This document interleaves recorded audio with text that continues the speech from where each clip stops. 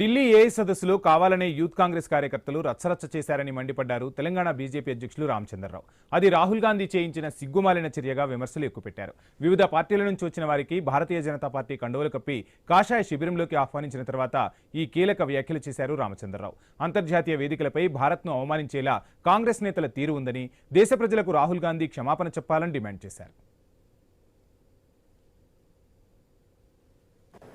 Youth Congress వాళ్ళు బట్టలు ఇప్పి పైన షర్ట్లెస్గా వారు ఏదైతే ప్రయత్నం చేశారో అక్కడ మన దేశ ప్రతిష్టను దెబ్బతీయడానికి రాహుల్ గాంధీ చేయించినటువంటి ఒక సిగ్గుమాలిన పని ఏతుందో దాన్ని కూడా వాళ్ళు వ్యతిరేకించారు, దాన్ని కూడా ఖండించారు.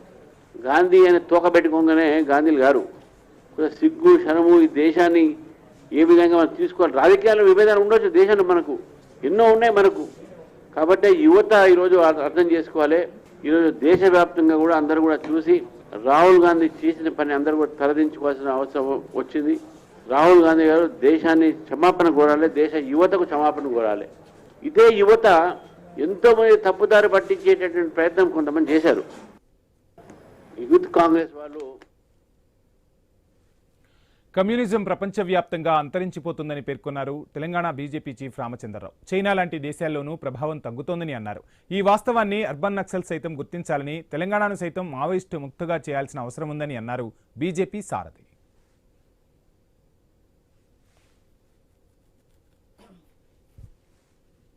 చైనా లాంటి దేశం కూడా ఈరోజు అక్కడ కోకో కోలాలు, పెప్సీ కోలాలు వాళ్ళ వీధుల్లో వస్తున్నాయి. మ్యానుఫ్యాక్చరింగ్ ఎకానమీ, క్యాపిటలిస్ట్ ఎకానమీ అది చైనా. రష్యా ముక్కలు అయిపోయి అది కమ్యూనిస్ట్ అనుకోవాలా, వాళ్ళ సోషలిస్ట్ అనుకోవాలా, ఇది ఏమనుకోవాలో కూడా తెలియదు. కొట్లాడుకుని ఒకరికి యుక్రెయిన్, రష్యా, రష్యా అందరూ కొట్లాడుతూ ఉన్నారు. కాబట్టి కమ్యూనిజం అంతం అయిపోయింది. ఈరోజు అర్బన్ నక్సల్స్ కూడా గుర్తుపెట్టుకోవాలి. మీరు పిల్లలకు చదువు చెప్పండి, కానీ పిల్లల్ని దేశద్రోహులుగా తయారు చేయకండి.